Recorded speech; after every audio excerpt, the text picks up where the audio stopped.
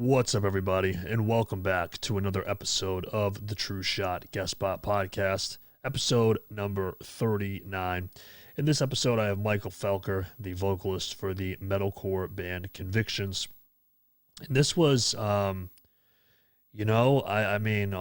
usually these are pretty lighthearted, and there were definitely some lighthearted moments in this podcast, but we really talked a lot about some pretty serious topics, and I think that is good, considering the material that Convictions wrote about on their most recent EP, I Won't Survive.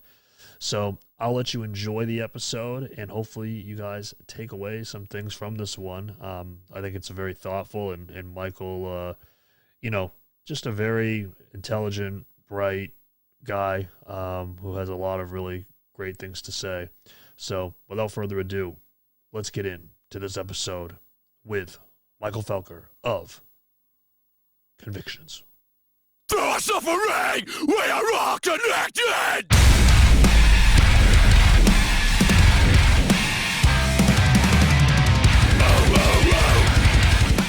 Oh, Mike Felker, what's up, man? How you doing? Welcome. Good, man. How you doing? I'm doing good, man. I'm stoked to talk to you, man. It's really cool when we were able to cross paths again with people that we've played with in the past. Because back then, we played with you guys back in 2019, and we were just another local band. But it was back in 2019 when you guys toured with Oh Sleeper. And nice. We opened for you guys at the Bungalow in Manchester, New Hampshire. Not sure if you remember that venue or not. A little hole in the wall. No longer in commission anymore, but yeah. Not sure if you remember that or not. What did the venue look like? I just needed some little trigger, Not pretty, I'll say that. But it was like a probably doesn't narrow it down at all. Every venue. Okay. Yeah, right. But all right, so it's like I'm trying to visualize it. So from the stage, if you're on the stage, there was this really hideous carpet on the floor, and then you look out from the crowd, and there's the sound booth to the left, very small area in front, and then there's the bar. If you're looking diagonally to the right, there was this half wall that was there, and this little small area where all the merch was set up. Yeah. It's a tough place to kind of explain, because there's really not a whole lot going on there, but yeah, no, either way though, it was a really small, compact venue, and it was cool to open for you guys. I know that was with Famous Last Words as well, and also Oh Sleeper. So it's just really cool to reconnect, even though it seems like an eternity ago that all that went down, especially after the past year and everything that's gone on. Right. Yeah. I think the last we toured was right when the pandemic hit. Right. So it was really, it feels like a lifetime ago, because it was since then I've been doing nothing but working normal. Yeah. Well, I'm on third shifts, so it's not 9 to 5, but I'm working. Oh wow. Like anybody else, and I do really intensive labor for FedEx, so it's just time is double in length. Yeah. So yeah, it just feels like it was so long ago, but in reality it was maybe a year or a little more than a year now. So yeah. Well, how did they rope you to the third shift, man? How did that happen? Was that voluntary, or did they dupe you into that? Kind of both. I'm more of a night person anyway. Okay. I've had a lot of experience working nights, where my earlier years I was a private investigator, so I would work security. Oh, really? Yeah. So wow. I'm used to nights, and I actually work with my dad. He's an area manager, and then I have my brother-in-law. He's a manager. My brother, he works in the office there, and then my other brother works there too. So it's just his family thing, and we all work thirds. So it's pretty cool. Well, I mean, listen, after, I know Bill Gates and his wife split up. Maybe you can be the PI for one of them. You can follow the other one around. Maybe they'll give you a call, Mike. Maybe they'll give you a call. For Bill Gates, yeah. I might have to cash in that metalcore money. Just take that. Listen, this was fun while it lasted, but low key. Yeah. But look at this, man. You got quite the mood setting in the back. Yeah, you see how I hit the light there? Now it's like that. YouTube-y. Yeah, you should. You got to start a reaction channel now, bro. I want to. That'd be cool. Yeah, you got the light. Look at that. I really like that because I know that we were talking about the poster in the background before. That's a really cool poster. Look at that. You got the looks like that light bulb there. Those 2 blue light bulbs. Is that the one with like the little remotes? Yeah, I used to have a bunch of the Philips ones, but I'm not a tech guy, so like it was way too hard to keep up with, and yeah, I ended up ditching that. So these are just the Mercury lights from Walmart. So cool. Yeah, $12 or so, and you can Hey, I got this little ring light right here. And it was like $20 at Walmart. I was just like, yeah, I could use this. Sure. Boom. Yeah. Mine's TJ Maxx. Listen, it doesn't take much, people, to set up a nice little YouTube area. I mean, look at Mike's setup here. Way more professional than mine. I got my girlfriend's Jumanji plants here in the background. I got a small forest brewing over here. Yeah, you gotta get the foliage. Yeah, exactly. But listen, man, I'm stoked to talk to you, and I'll tell you why. Number one, obviously because we play with you guys, but number two, you guys just put out an EP that I was absolutely enamored with. And three, you guys you consider yourself a Christian metalcore band, and I think that's really cool. And that's something that I have not had the privilege to talk to anybody about here on here before.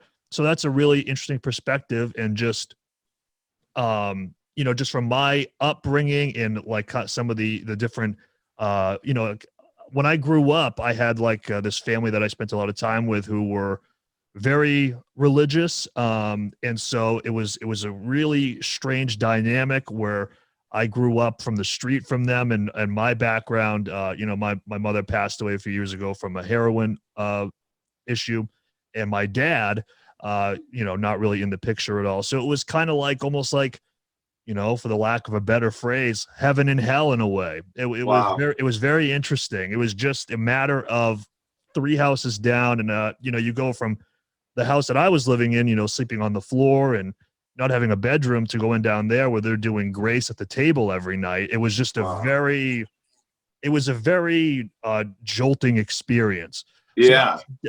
So that's definitely something that I will love to dive in and talk to you about. But man, I just, first thing with this EP, and because usually I end up getting to the music later, but this EP, man, there's a lot going on here when I listen to it in terms of the content of the actual songs.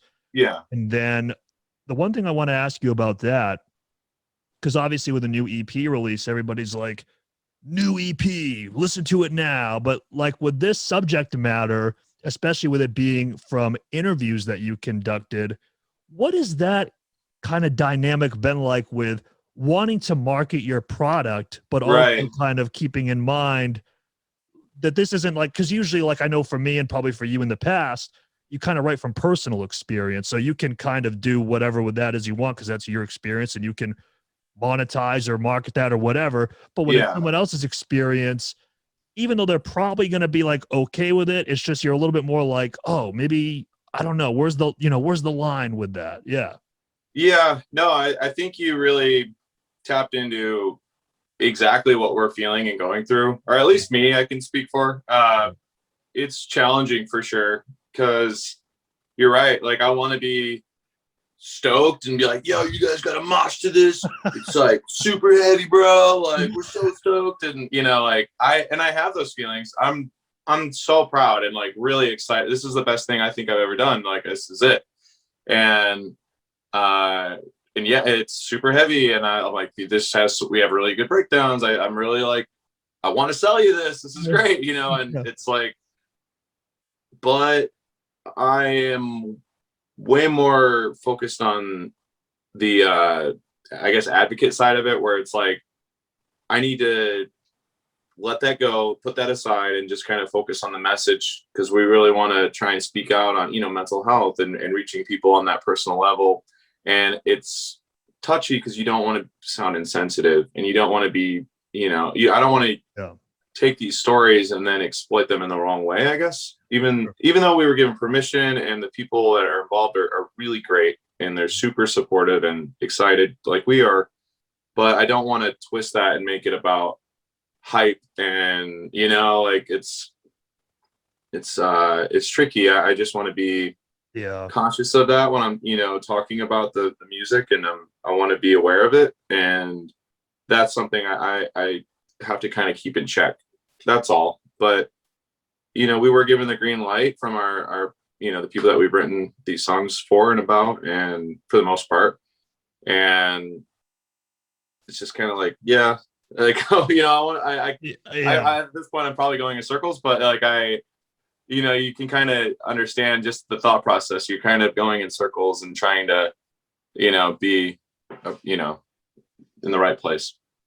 Yeah, no, for sure. Because I can definitely understand where it would be difficult to be like, our new single, "The Price of Grace," out now everywhere. It's just it's a very, very emotionally just captivating, gripping song, and then but you're also like, we're in a band and we want people to hear it, but we don't want to be. I get that, and that's one of the first things that I kind of thought of, because I will say, man, just on a pure sonic level, which goes back to, this is the breakdowns, get ready to mosh, right? Like on a pure sonic scale, like the lyrics take it another step for me in the subject matter behind it.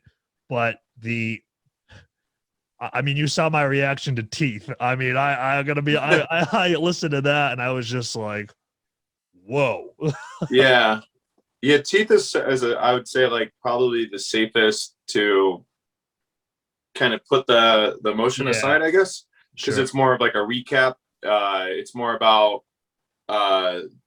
tying everything together through suffering. Like, all these stories and events and people, we're all connected, and we can all have that solace, that comforting thought that we are connected through this. And from that idea, it was just playing with imagery, with like hell and bits of Dante's Inferno, this book about the depths of hell, and so that one I think is a little like more moshable, but it still has substance, but it's not specific to one event.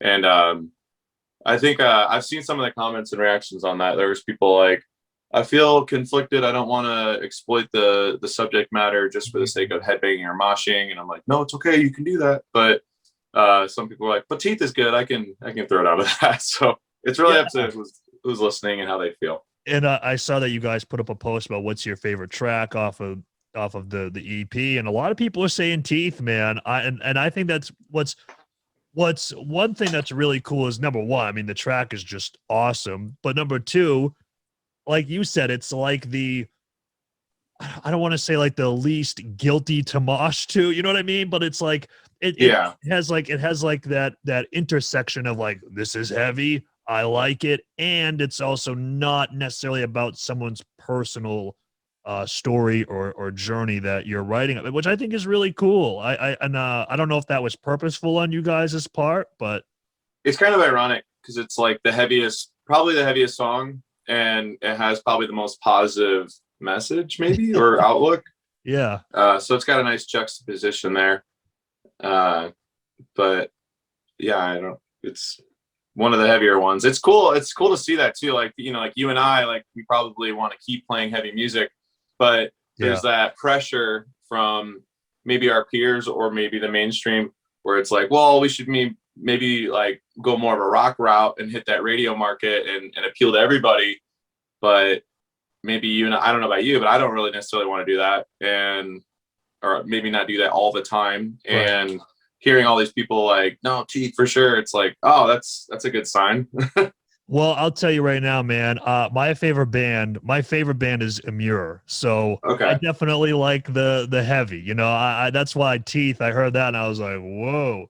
But no, man, I was just, I don't know, man, like I messaged, I think it might have been you on Instagram, and I was just like, man, like, this is just because we do a lot of reactions, we listen to a lot of music, and at some points a lot of the stuff can kind of go in one ear and out the other, so to speak. just Okay. because there's so much stuff, you know what I mean? Yeah. But with you guys, I was like, man, like I haven't had that visceral of a reaction to especially like an EP, which is, you know, this was 7 tracks with an instrumental in a long time, because I think right now, especially, I don't know about you, but I know for me, I'm more of a playlist kind of guy where I like to pick and choose, you know, a song here, a song there. Yeah. But with you guys, I was like, man, like every track is just bang, bang. And it was awesome. Man, that's a really awesome compliment, man. Thank you. Yeah.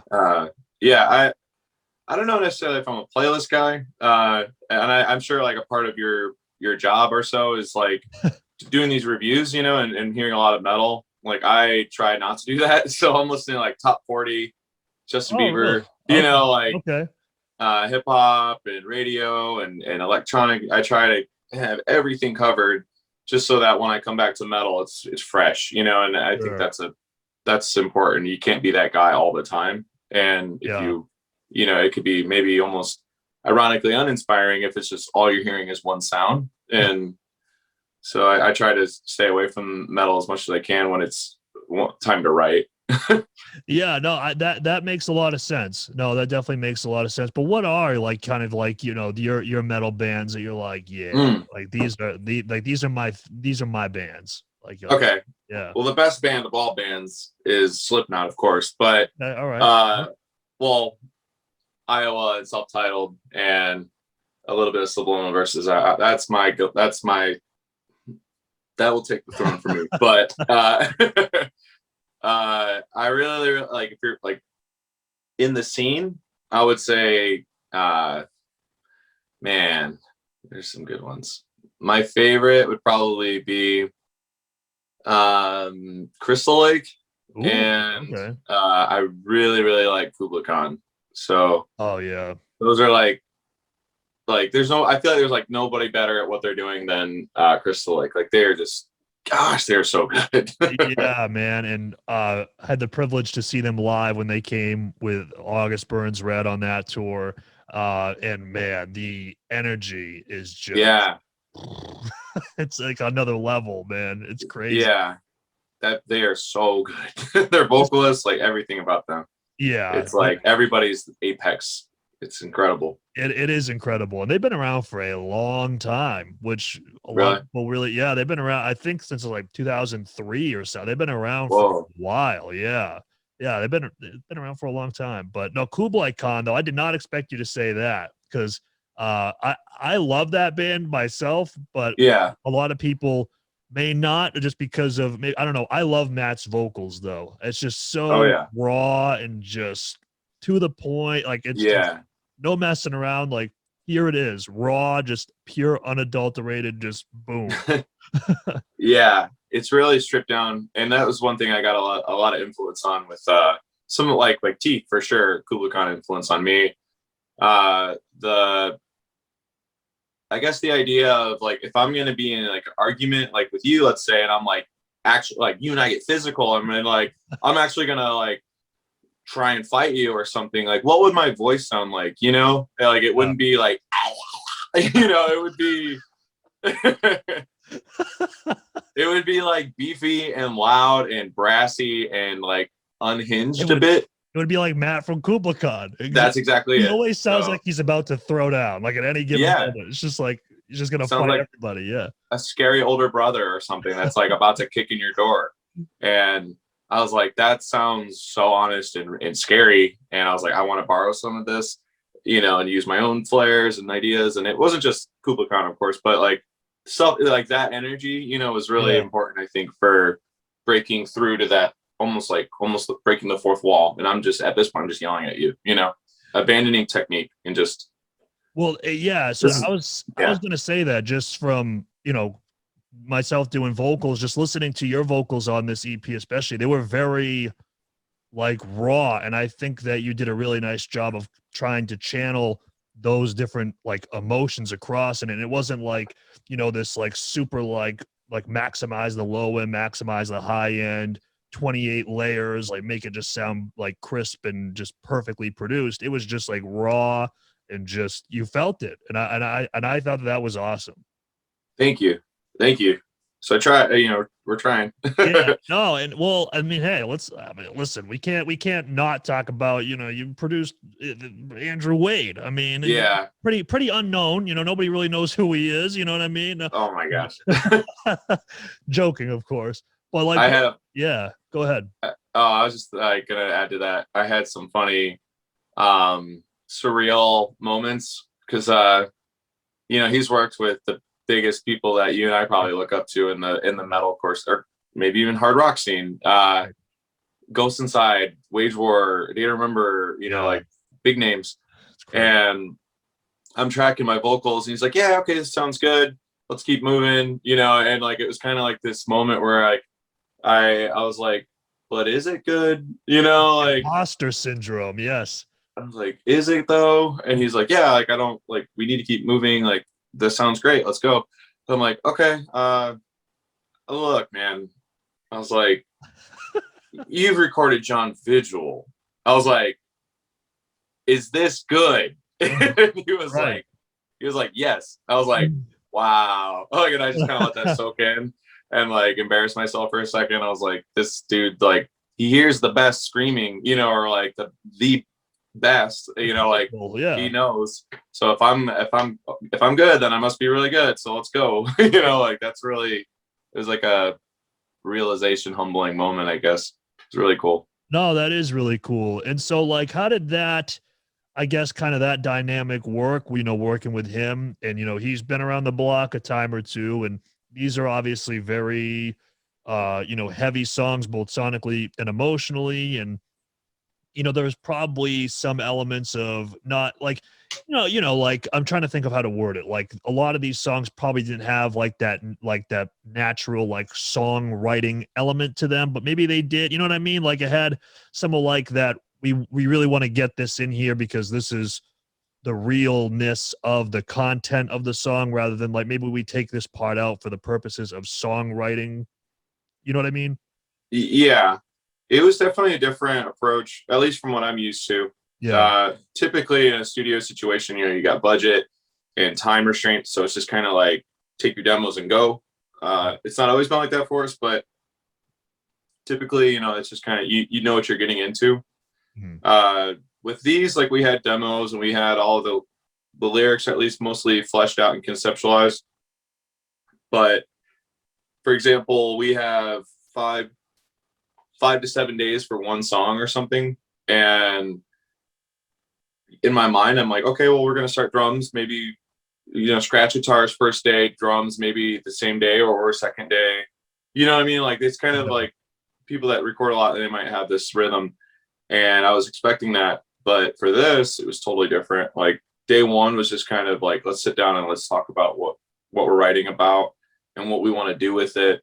And then from there, about 3 days or so, it was just conversations like this, just talking about the lyrics and what do they mean. And like, everybody just kind of having that round table discussion and bouncing ideas and then fleshing it out. So like everything that we wrote was very intentional, like to the word, is this the right word we want to use? Is this the right set? Like everything was torn apart and put back together.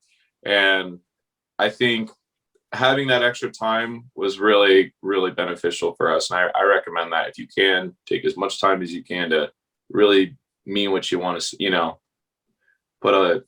put your heart into everything, instead of just kind of like, let's go, yeah, if you can.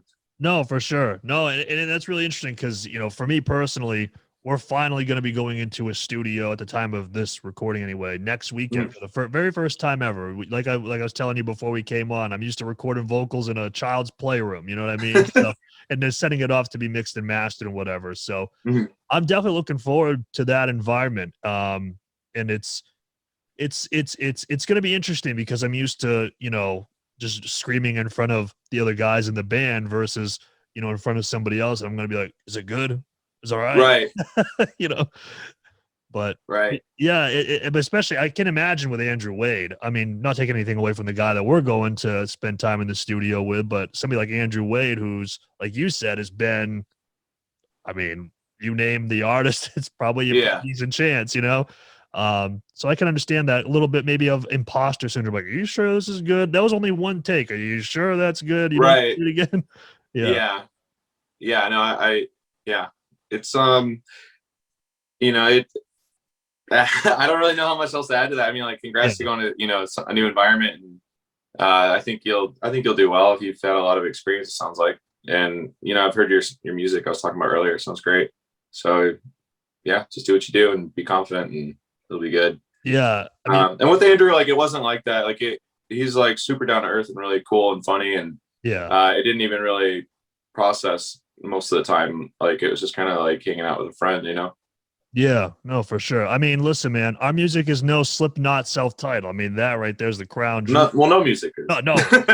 Yeah, so that's but no, man. Okay, so I kind of want to back up a little bit because I came across a very interesting YouTube video involving you and I think your stepbrother. It's like a 4-minute little clip, and that was a very. I just thought that was a really cool clip because there was a couple things that I took from that short little video that I wouldn't have anticipated, and I guess one of them is that you were kind of. It sounded like, and obviously correct me if I'm wrong here, but it sounded like you had, you know, the Christian faith, and then you kind of lost it for a little while and then found it again. Is that accurate? Yeah, you're kind of blowing my mind right now, because literally I just got off the phone with my brother, the guy in that interview, or that, you know, that video. Wow. I like, that was like why I was 2 minutes late to your call, because I was like, bro, I gotta go, man. Like, I gotta go. And I was like, we were talking about that video. That's really strange.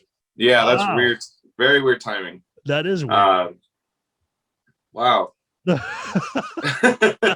Sorry, man. Sorry to blow your mind. Because I tried to do a little bit of background stuff, and I came across that. I'm like, this isn't like a podcast. This is interesting. Let me watch this. Yeah. Okay. So yeah, my brother, he's pastor at a church, and he asked me he had actually seen me play with O Sleeper, same tour. Oh, cool. And I think it kind of like inspired him to ask me a little bit more about what we're doing and why we're doing it, and our outreach. And so yeah, my faith, going back to that.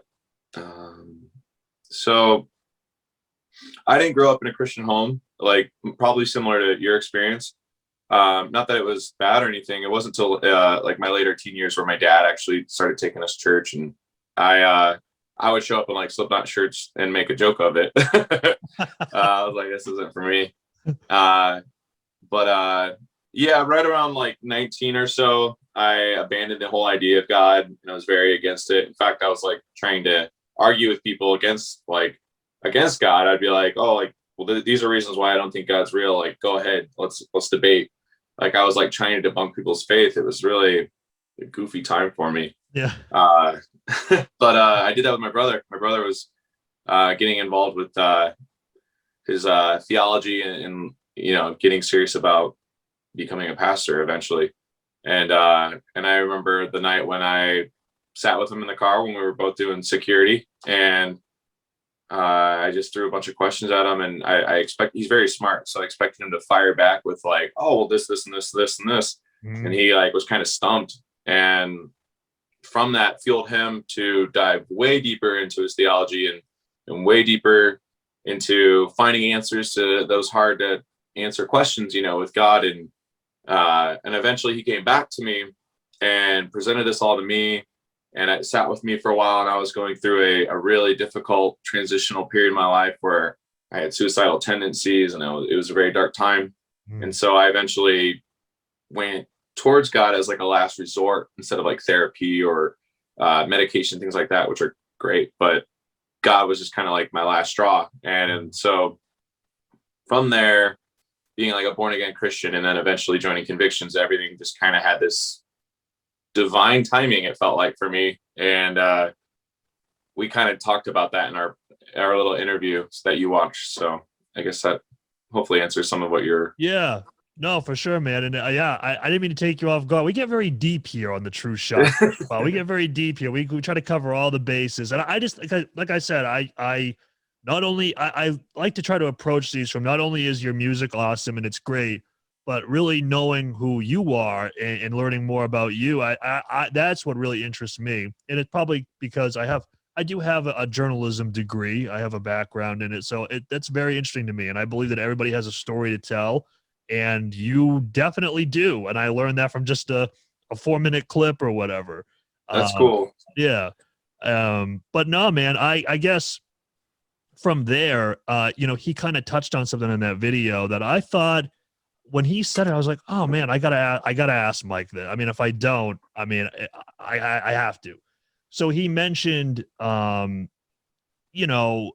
fact that he, has, the standard kind of job with a family and stuff like that. And I wanted to ask you, because I have a 10-year-old son, but I often have this kind of thought where I'm like, man, is like trying to pursue music, like, is this like worth it? Like, should like I a double life? Yeah, it's very strange. It's like, should I just go like, toward that, standard kind of 9 to 5 with benefits, going to Disney World 2 weeks out of the, you know what I mean? Versus, trying to have, this type of very strange kind of lifestyle or whatever, while also having a child. But I guess for you, kind of growing up and kind of seeing, the path that you went with convictions, versus your brother, who kind of went down the more, I guess you would call it more, like traditional route, I guess. Right. You know what I mean? Right. What was that like? What was that like for you? So Andy, my brother, yeah, he and I were actually in my first band together. Okay. Yeah, so he plays guitar, and that was my first band, my high school band. And right about when that ended was like when our lives kind of, he went dad traditional route, and I stuck with music, and I'm still doing it. And I'm with you, man. Like I'm 31. I'm living in this isn't my house, this is my brother's house. I drive a beater. My car is like older than most of our fans. It's like a 97. It's I work at FedEx, like part-time, which is basically full-time now. And I'm not married, I don't have kids, like I don't have a college degree. It's kind of like an all-in thing. And right. The older I get, the more it's kind of like, oh my gosh, like am I wasting my life for this? But that's like a lie. Like I feel like that's the devil, like, because that's not why I'm doing it. Like I'm doing it hopefully to reach people and to have a positive impact on the people that listen to us, and that's why I want to do it. So the big question, like for you, isn't like, is this worth it, or am I making a mistake, or something like that. The big question for you would be, well, why are you making music? Are you doing it just for the glory and to be cool and whatever, or is it something bigger? And that's what I hope to inspire in young musicians, is like, what are you trying to do with this? Like, what do you want to accomplish? It shouldn't just be about, I don't think it should just be about like, I look sweet and I'm awesome and the glory and the chicks, or, like whatever. Like it shouldn't be, about something like that. You have an opportunity to do something great. Yeah, no. And I definitely respect that. And I think that's probably a thought that runs through a lot of people's heads, especially, I'm 28. I know that you said that you're 31. So, I mean, it's just one of those things. It's unfortunately, we're all not like, a day to remember, who at, 21 or whatever age they were, are just like shot to the moon, commercially successful immediately, playing awesome music. And a lot of it is a huge grind. And I think that you guys, particularly, well, I shouldn't say particularly you, but you guys as a band are the epitome of, I know you've been in the band since 2013. Is that right? Yeah. Good journalism there. Yeah. So, but I mean, that's going on. I don't know exactly what month you joined. I didn't go that deep, but it's going on like 8 years. And I mean, I'm sure that you would probably had many moments along the way where you're just like, man, like, because like if you write it down on paper, like without all of the like the feeling behind it, you're like, what the heck am I doing? You know, but Yeah. yeah. Yeah. It's, man, it definitely hits hard when you're like struggling, like on tour, for example, and maybe you've blown out your fourth tire on the same tour, or axle, or leaf spring, or whatever, you know, or you're down to your last like $100, and you're like, man, like I gotta eat more than just fast food. Or you're playing a show and it's like there's like 3 people there, you know, like those are some of the like lower points where you're like, man, like I could be in bed and like in a cozy house and going to work the next day or whatever. But then it all comes back. It's like the next day you wake up and you're in Colorado, and the show's doing really well, and there's people there that like want to share their, like Josh Riedenhauer, great fan. He was in Colorado. That was just came to me, and he has children, and he has conviction tattoos, and we've impacted his life and made a positive difference on him.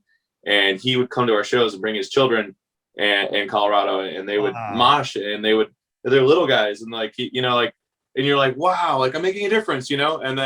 And you wake up and you see like the mountain range, and you're like, this is beautiful. Like I could be, you know, in my beater car, like going to work and being cold because, you know, and like I would be miserable, but I'm here. Like this is kind of cool, you know. Like those are some of those moments. Or it can get heavier, you know, like where someone may have a really deep, you know, like you got your guys' TrueShot's music changed my life, or it saved my life. You know, you get those stories and you're like, okay, I get it. Yeah, this is why I'm here, you know?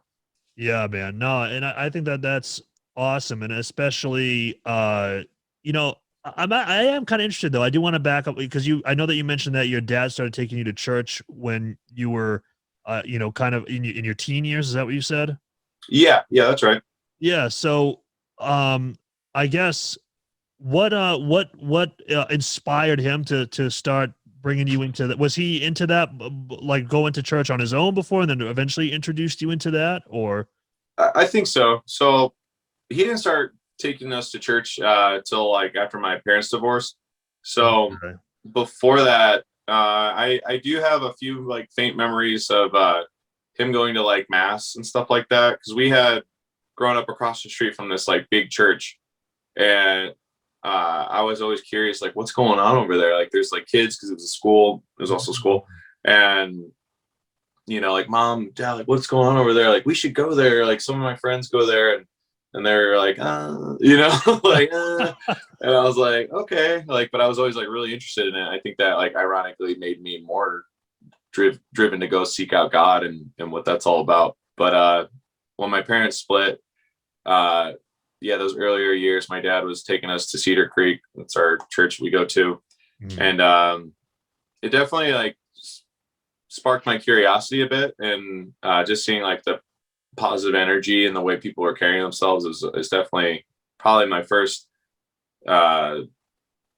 moment of appeal, I guess. I was like, wow, like everybody, why is everybody so like happy? Like what's different about these people? I want to learn more. And then eventually like my brother getting involved, that helped a lot. And yeah, I don't know, maybe it was my dad was probably wanting to make a positive difference and show us, you know, like maybe he's changing, or like he wants to influence us in a good way. So yeah, maybe that was it. Like a kind of like a positive influence through what was probably a tough time with your parents divorcing. You know, yeah, you'd be surrounded by a community of sorts. No, man. So I know I had you go deep there, so I'll kind of, I'll kind of, no, but I just think it's very interesting. And I'll tell you why. So as I mentioned a little bit before, I grew up, I moved about 30 different times as a kid, and wow. Yeah, hotel rooms. You know, my mother went to prison when I was 6 years old. I lived with my dad. My dad left in the middle of the night when I was 10 years old, and I ended up growing up with my grandparents, both sets. You know, at one set of grandparents, I would sleep on the floor, sleep on the couch. I didn't have a bedroom or anything like that. And so at that one grandparent's house right down the street, there was this family, my friend James, who I was friends with since I was, 4 or 5 years old. And I spent a lot of time down there, like to the point where like I would get punished there, and they would say that you could either go in timeout, like in the laundry room, or you could go home. And I would take the laundry room because I did not want to go home. And Wow. yeah, so they were very like I wasn't used to one like eating at a table for dinner at night or anything like that. But then to go from that to not only eating dinner at a table with these people, but also grace and like going around the table and discussing our days and stuff like that. It left a really interesting impression on me. And from there, these are also people who would take my report cards and stuff like that and put them on their fridge. I mean, Wow. just very like surreal. And they went to church. And so I went with them quite frequently when I was a kid to Sunday school, and we watched a lot of Veggie Tales, ate a lot of we ate a lot of vanilla wafers, that kind of thing there. And I don't know, man. It's one of those things that like I often think about when it comes to faith, because I wouldn't say that I'm necessarily, a Christian or anything like that, any kind of determination, but I often look at, how my life, like the trajectory it went on with how I grew up and everything. And not for nothing, I was a really good student in school, very, very, very good student. And I often look back and I'm like, man, like, I don't know how I just wasn't like a total, just another kid in the world. You know what I mean? Like I was like, I wasn't like going down a bad path, I guess. Right. And,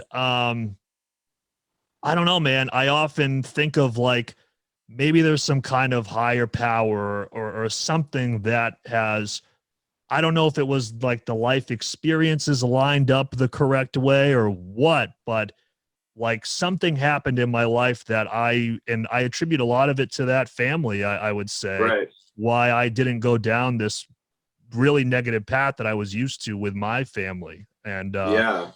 so it's quite, I don't know, man. So that's why, like, I see it on social media every now and then about people, kind of, speaking down about faith and religion and denigrating it and whatnot. And it kind of irritates me. And it's not even because I'm Christian, but it's because I experienced something in life where Yeah. I don't know what pulled me out of it necessarily. And the only thing I can think of is something greater than who I am. You know what I mean? Yeah. Yeah. It's different for everybody for sure. And it's Yeah. important to be conscious of that. But Yeah.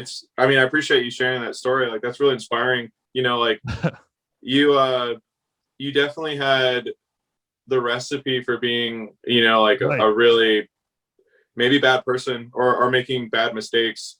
Right. It sounds like.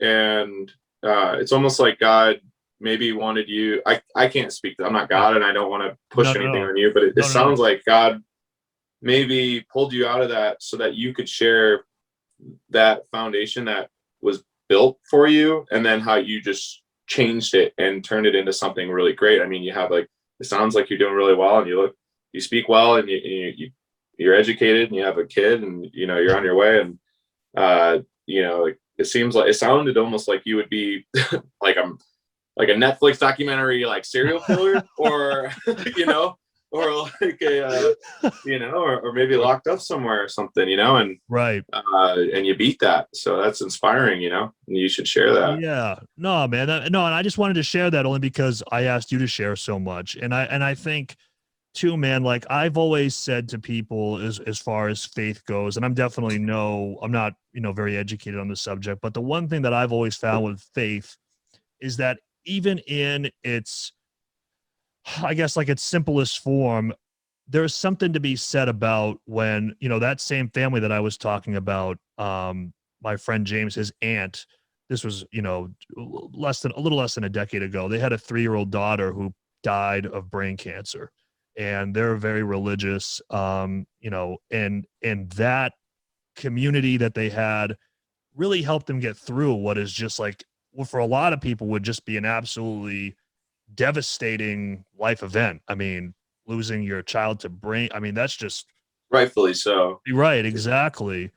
But I think, with their faith in their community, it really helped them get through that. And I think that there's something to be said about like how awesome that is. I mean, that's to me, that's really, I think when I think of faith, I'm like, it's, if not for anything, it's something that can really help you get through these really troubling experiences in life and give you a kind of a reason for it. And if I'm speaking out of school, feel free to shut me up, but that's, no, it's really cool. Like hearing you, I guess, speak all that, which sounds so godly, is kind of incredible, because you kind of brought up how you're not a religious person, or maybe you don't follow Christ necessarily. Right. But ironically, we as Christians are, we're taught to follow a God that represents love, and to spread that love, and to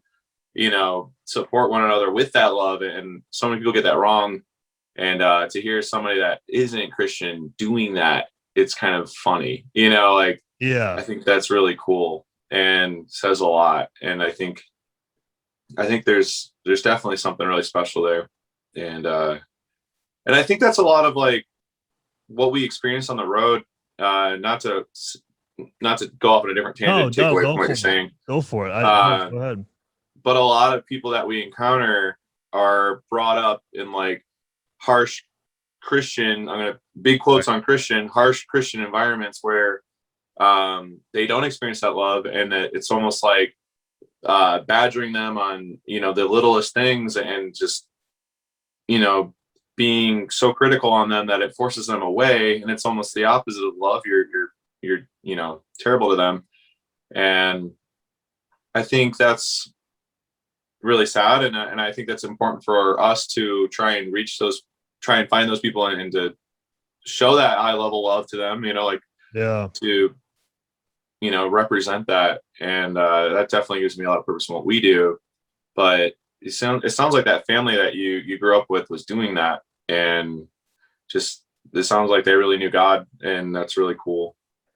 Yeah, no, it is. And I think about that a lot, man. It's pretty surreal, because I have a brother, and he's doing all right, but I wish that he had that kind of a family when he was kind of growing up, going through his youth, and he didn't. And he was definitely, he stuck by my mom's side right up until the end, even like actually watched her pass away, which is horrifying. But yeah, it's just, it's one of those things, man, that that's why I was excited to talk to you, because I think that you can provide a perspective that I think a lot, like pretty deeply about life pretty frequently, and just all my experiences. And you're somebody who I was excited to talk to about all of this, because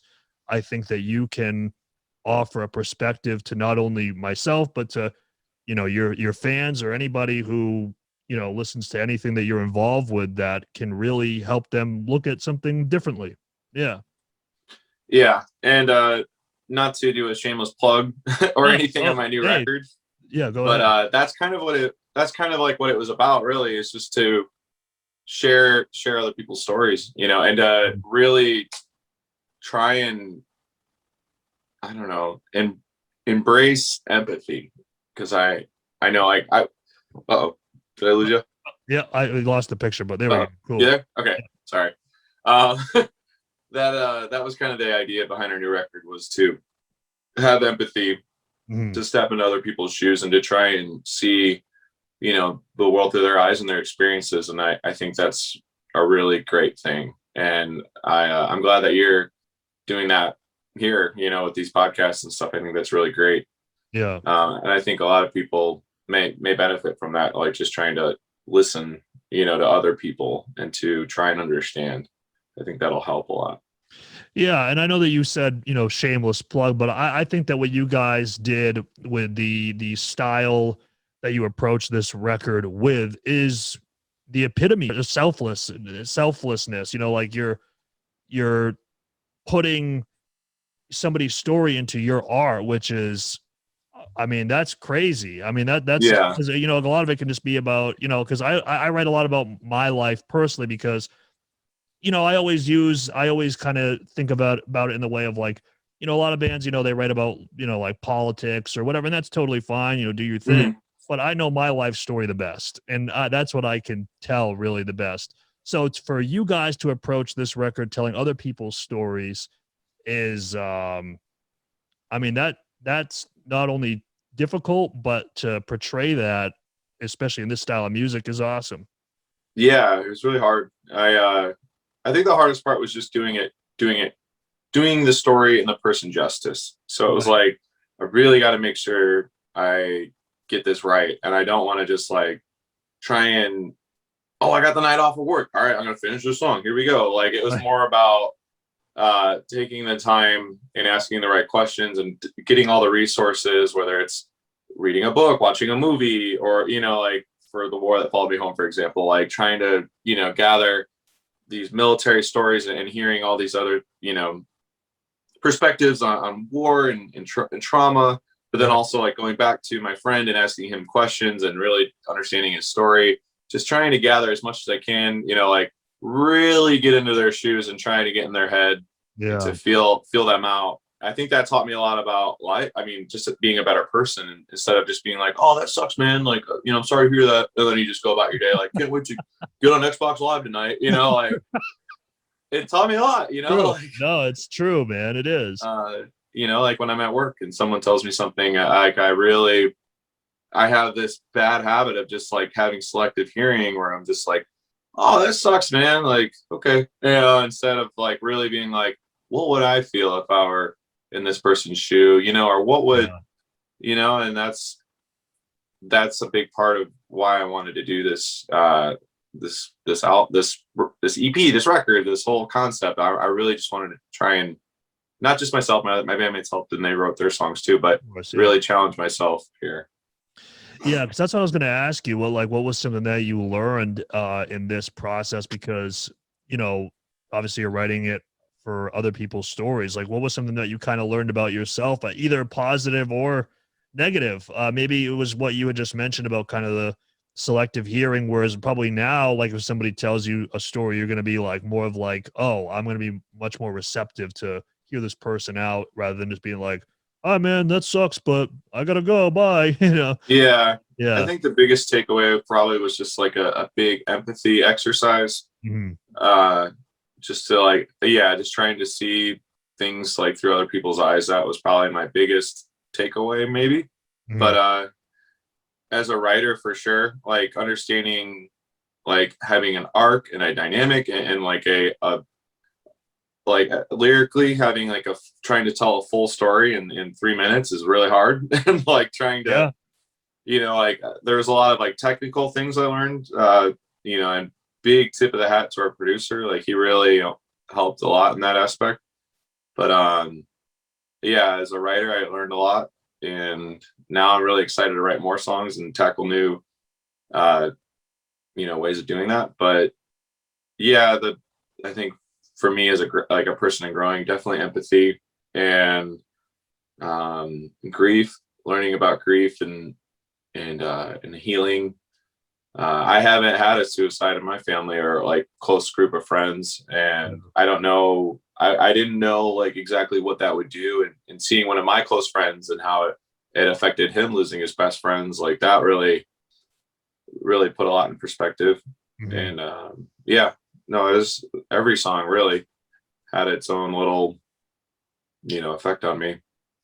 Yeah. Was there, I guess, you know, that one song when you're in the studio where you're listening to it and you're kind of going through the motions, maybe, you know, you're listening to the demo and then it's coming together and you're like, yeah, like this is the one, like this is the one that I really gravitate towards the most. Was there any one like that for you? Like whether it was, you know, not even just the story, but even just sonically where you're like, man, like I can really, this is for me. Like I love this. Yeah.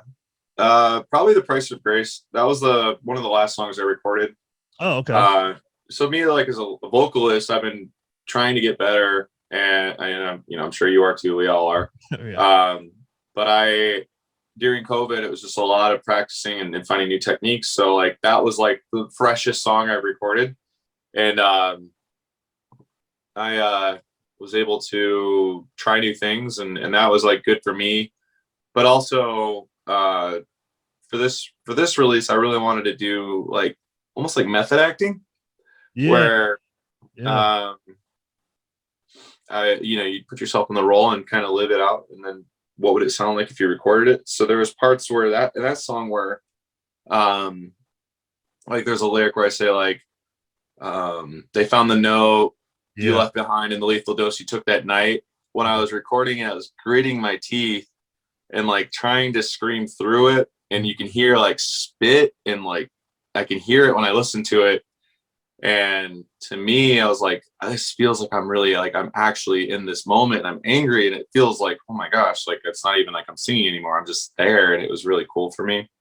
And I've heard some really cool stories from other bands and art like vocalists that do stuff like that. Like there's a hardcore vocalist that did bear mace in his face, and so he's like actually in agony when he's screaming for a bear. I don't recommend anybody going that far. But it was just like that idea, where it's just like, whoa, I'm really gonna try and be in this instead of just being like nailing my takes, Yeah, like that was a sick take. Next. Yeah, I did it. And I feel like a bad habit of mine is just nailing the take and tone instead of actually like thinking about the words and like being in it, Yeah. No, because there's a lot more to it than just, all right, this section I'll do a low, and this one I'll do a high, and this one is there's I think that when you can put that passion into the line and have it make sense tonally, like whatever comes out, like whatever you're feeling, like that's it. It's not like, oh, sick mid there, Mike, that was awesome. On that line where you said you left the note, sick mid, bro. Like you know what I mean? It's just that's what I noticed firsthand with this EP, like just listening to it through. I was like, man, like these are like very raw emotional vocals. Like it's not, and I think a lot of times what happens, because believe me, you just look at any of our songs, look at the YouTube comments, they're all vocal experts out there. There's a lot of vocal experts out there, but there's just so much more to it than just trying to nail the low and try to nail the high and maximize the low end or the high end. So that's really cool though. Yeah. It kind of goes back to that, circles back to the whole authentic sound, instead of like, if you and I were getting in a fight, I'm not going to be like, I'm gonna yell at you, man. Like do a Franz rap vocal, like right. Yeah, I'm not gonna do that. Like I'm actually just gonna yell at you. So this is what it would sound like. It's more logic. It's logically approaching it. Yeah, and that was kind of like another thing too, is being heavy on purpose. Right. Like that I think is really important for our band. Is like there's a reason to be heavy. It's not just for the sake of just whatever, Right. It sounds like, just listening to you talk, man, about like, just the way that you approach music and the stuff that you're into, you're not really like a metalcore kid. I mean, that's kind of the vibe that I'm kind of getting, is that you're not really like, yeah, man, I grew up, I listened to As I Lay Dying, like I loved all these metalcore bands and I wanted to start a metalcore band. It seems like you kind of just... Oh, I did all those things. Okay, well, fair. Yeah, no, I'm a metalcore historian. Okay. Hey, MySpace deathcore historian over here. But no, okay, well, fair enough, because I was just going to ask, because, I know that you mentioned you listen to a lot of the top 40 stuff now, and then, you mentioned Slipknot, and I just didn't know if you kind of by accident fell into metalcore. No. I've been at this for a long time, man. Definitely notable influences would be like It Dies Today, which is like, that was like that, and As I Lay Dying were definitely like some of the Norma Jean, like those earlier definitely big influences for sure in the early years. But I mean, even as a kid, like I liked alternative rock. Like my dad was like having me listen to like Nirvana and The Offspring, stuff like that. So I've always been more on the alternative spectrum. I'm a skateboarder, so like extreme sports and BMX, and like so is counterculture was always kind of a present thing in my life. So no, I've been in the metalcore game for a while. Okay. No, I knew that, but I just mean I meant, I guess, from the time How that I you look at entered it. from the time you entered Convictions. I just didn't know if before then you were like, yeah, Slipknot, like I love this stuff, and then like you kind of got into the metalcore game, like you like not the metalcore game, but like the metalcore soundscape from there. You know what I mean? Yeah. I mean, I really want to like emphasize, I do not want to sound pretentious here, Oh, but hold on. but and I know you do too. Like you sound very authentic. You want to contribute something, you don't want to just emulate something. Right. So yeah, trying to look at things different and offer something fresh is really important. And as as we grow as writers and lyricists and stuff, it's important to flesh that out and grow it and and think differently. You gotta stand out in some way, Right. So No. yeah. Okay. All right. Well, my apologies for I apologize. Yeah, excuse me, sir. Yeah. Well, because I'm kind of interested now, because obviously this is probably just really kind of going into the weeds here, but the Instagram is Convictions Rock, but a lot of people be like, well, it's metal. That's not rock band. What do you mean rock band? What's going on here? So what kind of inspired? Because I know that you have the the tagline aggressive worship, which is by far, I mean, that's well, number one, I got to say that tagline and the name Convictions are absolutely perfect for like what style that you guys are going for. Yeah. Yeah, that was all established before I was even in that band. In the band, they had put out an EP called "I Am Nothing" before I joined. So this is like 2012, and they had Convictions and Regressive Worship, Emotion Captured Noise, all the monikers, everything was already established. Oh. And I ironically, I don't want to take up too much time here, but I found out about Convictions when I was working at the mall, and their old member approached me, and we caught up, and he was like, yeah, I'm starting this band Convictions, and it's going to be like really stripped down, like bare bones, like to the point Christian metalcore. And I was like, wow, that's really cool. And that word Convictions is really cool. And then I ended up using the word Convictions in my old band's lyrics simply because I heard someone say it, and that was the old member of Convictions. So I was like, so it was always kind of in my brain. But I guess to answer your question about Convictions Rock, that's I would probably give that to Josh. He probably put that together. He's like the ambient, he's our guitar player. He's into all that stuff. He plays a telly, he's like he has this whole like hipster side of him where he's all about like, I'm not gonna play Schecters and like metal looking guitars, I'm gonna play like Telecasters, and like he's cool. So yeah, I think that's probably what it's like. We're a metal band, but it's like we don't want to be a metal band, so it's that kind of dynamic I think he was getting at.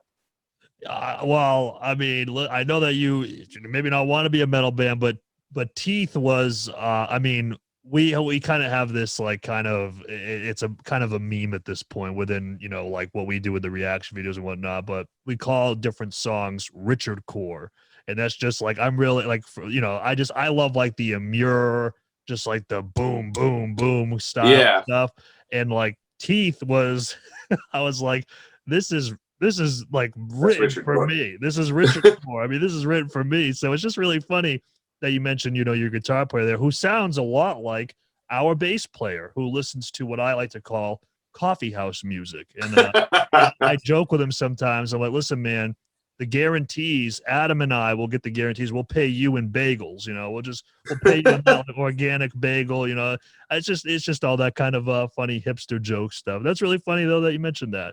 Oh yeah, he'd probably get along. I mean, Josh is cool and like he listens to everything, but yeah, he always has some obscure, like fusion indie instrumental band that he's throwing at us. Like they're crazy names too. Like This Will Destroy You, Russian Circles, Explosions in the Sky, like, which are all phenomenal bands, by the way. But stuff like that, and I'm like, what? Are you just trying to impress me, or are you like really into this?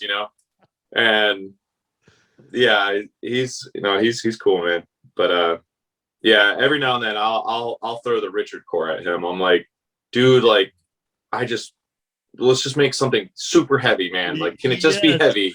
Dude, that's so funny you say that, because like, I don't know what it must be a guitar player thing, because every vocalist I've had on here, we always talk about the guitar players, because we're like, they want to just, noodle around, like, they just want to, they want to use their chops, and I get that, but how about we just go bang, bang, bang, let's just just down tuned, heavy, and I don't know what tuning you guys were in on Teeth, but I mean, and I want to know what that explosion thing was too. I don't know what that was, but it was like after your first line, it just went but like there was like that explosion. Like impact. Yeah, well, yeah, that's all that? Andrew. Yeah, that's Andrew Wade. He's got a whole secret producer thing to that. But yeah, it's impacts. It sounded like he sampled an atom bomb. I mean, I don't know. It was crazy. Yeah. There was definitely a lot of discussions like that where we're recording and we're like, not crazy enough. Like, not crazy enough. Especially with Josh and all his like wahs and like crazy pedal work where, and all those like weird noises. We're like, it's got to be crazier. And like we were like, more bass drops, more impacts, like more. And like, once you think it's too much, we have to go a little bit further. Like that was kind of like the mindset for some of these songs, but like on purpose, of course. But yeah, like it's just kind of like, it needs more Richard core. We just have to put that filter over everything. Now you're getting into the Richard core, because it's what we have like all of our our own playlists on Spotify: Richard core, Adam core, Derek core. Like, we just have those. And Derek's are like, I don't even know what song. I mean, some of that stuff, I'm like, what is this? But I'm like, but no, I just like the other thing too. The other track that I really flocked to a lot was "The War That Followed Me Home," which was, I guess, kind of. It wasn't the boom. I mean, it went boom, boom, but it was, a little bit more of the metalcore boom, not just like the boom. Yeah. You know what I mean? There was definitely industrial, at least from what I know, there's like more metallic sounds, like metal, like you'd hear like maybe on a battlefield. And there's a part where everything drops after when I brace for the impact. And then it's like we tried to make a actual bomb hitting sound, like an explosion, like a fire explosion. And then after that, the ringing, like when the smoke clears and the bodies appear, like you hear ringing, because that was what you'd hear if you had like shell shock and you were like, just like that. So it's like we were trying to be more cinematic, I guess, with all that stuff. And there's also, I'm pretty sure it's in the song, but I can't say for sure because I wasn't there when they were mixing, but I definitely was there when they pulled the sample of a pod racer from Star Wars. If you watch the pod race, there's a scene where I think it's Sebulba when he flies by, and his pod racer, the engine, it's like when it goes by, and that's always stuck with me.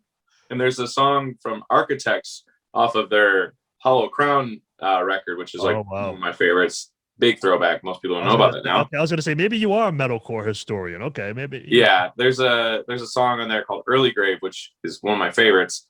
And their guitar players at some point are so low and chuggy that it sounds like a pod racer. It's just and I'm like, that sounds like a pod racer. And I was like, we should use that. We should use a pod racer in our song. And I was there when the intern was pulling it off of YouTube, and then we had the sample. And I'm pretty sure it's in the song, but there's definitely a part in the song where you hear, and I'm like, I think that's the pod racer. Yeah, I love that. No, I thought, no, you guys definitely with The War That Followed Me Home, definitely a lot of that cinematic feel, even just little things like with the music video, it's like silent and then you just drop in like a couple seconds into it. I thought that was really cool. Oh, yeah. Yeah, or the yeah. No, not even that. I mean, like the very beginning of the video where it's just silent and Like you're all tensed up. yeah, you're Yeah. gripping the microphone and it's just like, wow. And you just go in. Yeah. I was like, oh, okay, here we go. Yeah, that was Dan's idea for sure. It was more of like he wanted to have, I think he wanted to have like a found footage thing. So yeah. it's like a camera may have fallen on the battlefield and then they pick it up and we're there standing. So that was kind of the idea. That's cool. Yeah, Yeah. no, I loved that I guess one of those, I don't even know if you call it a break. I guess you would, but where you were like, I think the lyric is my knees collapse and I brace for the impact. And it's just like, Yeah. I was just, yeah, that's that fiery explosion sound. Yeah. Yeah, I definitely drove by crowds of people playing that. You know, I had to let them know. You know what I mean? But no, man, I was just so enthralled with this record. But I also wanted to ask you because, again, I don't know how many Christian metalcore bands are left out there or how many opportunities I'll get. So I just wanted to ask you some things about that scene. And I don't want to take up too much of your time, but these tend to go on for a while because I never shut up. I mean, let's be honest. But what is something?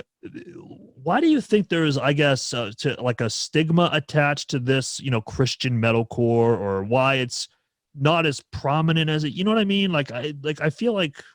Go ahead. Yeah. That's a tricky question. Yes.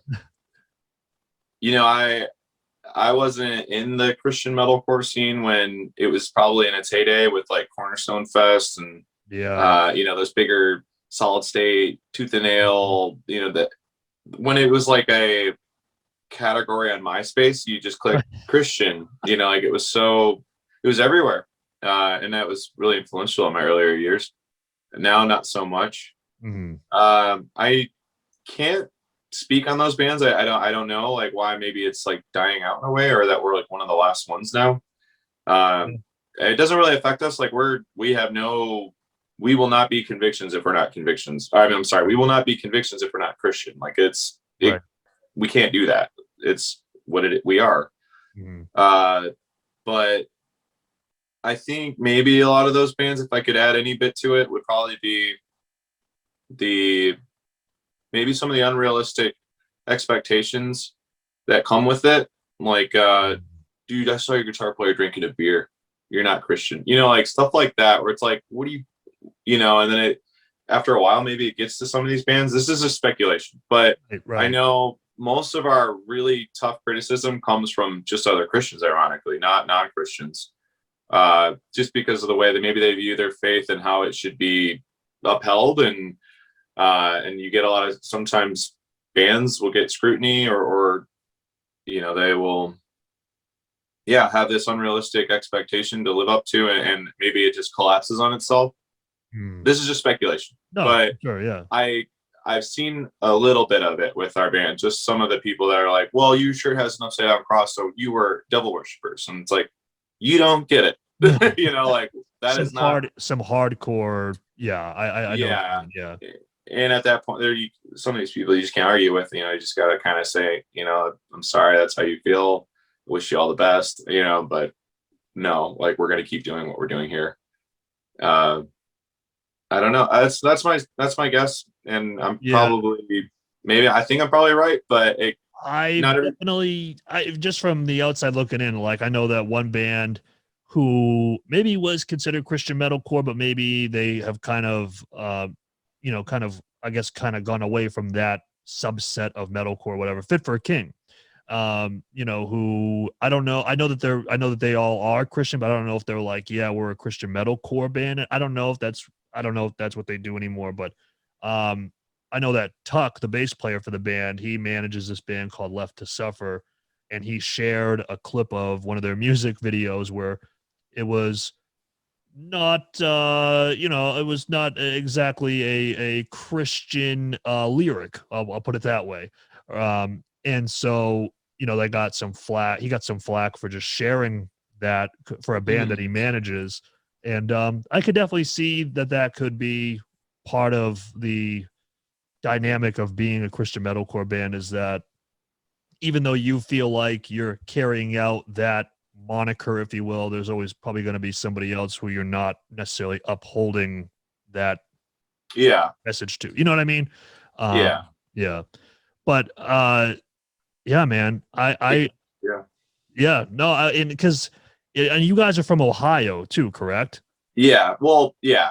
I'm the only person that lives in Ohio right now, but Okay. yeah, like this is where we formed and what we say is our hometown. And you guys kind of came up during a time where, I mean, Ohio was pretty popping back in the day. I mean, let's Yeah, still is. Yeah, this is definitely like the Rise Records hub. Like I feel like that, at least like every band was just coming out of like this area. So yeah, and that probably, whether we know it or not, probably influenced a lot of our sound. For being from Ohio, for sure. But the Christian thing, I don't know. I mean, it's tough. I didn't grow up with my bandmates, and they lived in rural areas, so I'm assuming just the culture in rural Ohio is very traditional Christian homes and stuff. So that was probably a bit of their background. All right. Well, I'll get you out of here on a lighter note. I think this will be pretty funny. I'm sure that in being a Christian metalcore band, you've probably found yourself playing some interesting festivals or shows where you probably don't necessarily sound similar to the other Christian acts on the bill. Oh yeah. Yeah. So I just wanted to hear a story or two about those that I'm sure that people are probably like, what is happening right now? Yeah, I mean, if anybody's uncomfortable, it's probably just us, because we're like, nobody sounds like we're really heavy, and there's like this is like a family festival, so there's like little kids on their bikes like riding by, and we're just, right. But ironically enough, like a lot of these festivals, people are just so nice and so on board. Even if they don't look like they like what we play, they're like really cool. That's been like my biggest eye-opener takeaway. I'm like, wow, like these people are really cool and don't look like they like our music, but they're like very supportive. So that's awesome. You take that with like some people's face to be like, oh yeah, no, that happens for sure. Yeah, a lot of times that happens. But no, it's for the most part pretty good. The only probably the weirder places we played are like I guess I'll give you one. Yeah. We played a actual satanic biker bar. Not like it's cool. Like a legit. Yeah, not like ironically, like, oh, we got pentagrams because we like metal and we're bikers. No, like it was oh, it was man, legit. This is gonna be a good story. This is a good story. Yeah, I'll try and keep it short. It was like in the deep swamps area of like Louisiana or so. We were in the cuts, and it was sketchy. Even getting there, I feel like we were on like dirt roads and like backwoods, and we get to this biker bar, and there's a statue of I don't know the name, Baphomet or whatever. Batha. So yeah, the whole goat head body, human body, like it was a statue, and there was like murals, and it was like a literal satanic worship place. And we're like, they know we're Christian, right? And the weirdest, probably biggest eye opener was how nice everybody was. So they're like very accommodating. They let me do my Christian speech on stage, and they let me set up, like they were really cool for the most part. And I was like, dang, man, like some of these churches we hear about are like super judgmental and like won't let non-Christians like come through, and here we are, and it was just kind of like, what, like I could learn something, but I got to be careful like what I'm learning, but like I could take something away from this that's kind of like, wow, like they, who were you playing that show with? Now I'm curious as to who that was. Like I don't remember. I think it was a one-off. Like we were like it was like an off day, so we picked up a show maybe. We were out with some of our friends. It was one of our first tours. They're called You the Few. Really cool people. And yeah, it was just kind of like a one-off show, and it ended up being, and I think another tour somehow crossed through that too. So it was like maybe like 7 bands played or something. But it was like all bikers. There wasn't really like normal, like people in the scene there. It was just like bikers, and there's and it was cool. Yeah. Man, that is that alone, that could be a Netflix series. I mean, geez, that well, it must have been pretty interesting to see some people, you know, that obviously identify with the. I don't even know what you would. I don't want to. Yeah, I don't. Yeah. Yeah, I don't know. I really don't. We did see one guy though convert and like accept Jesus that night though. And he was like in leather vest, like big beard, like the real deal biker, if you would imagine one, you know, in like full tears, like crying and praying with these women that they're like female fronted, and they were praying with him. And it was just like the weirdest thing to see, because we're like in the swamp backwoods area, and we're like on this like patio thing to the side of the bar venue or something. It's like backstage. There's like bikes everywhere, and they're just praying with this big man, and he's just crying. And it was just like, wow, you know? That's crazy. Like, right. Yeah. It's pretty incredible what God can do. Man. Well, listen, man, I think that's a really great place to call it here, and definitely want to be respectful of your time. But nah, man, I had a really good time talking to you. I appreciate you letting me kind of talk to you about my experiences with everything, and yeah, thanks you for sharing yours. Yeah, I really appreciate that. Yeah, no, for sure, man. And you know, I hope that we are able to cross paths again here when the world allows. You know. But no, man, I'm stoked. And everybody out there, I mean, listen, I really, really recommend listening to Conviction's new EP, I Won't Survive.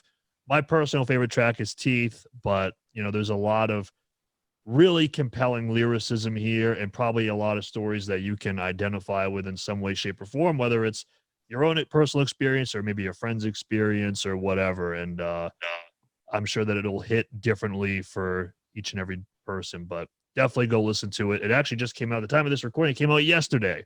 So I appreciate you, Mike, taking time out of your busy schedule, especially the day after the release, to be on here with me today. Yeah. Thank you for having me. Thank you, man. Thank you.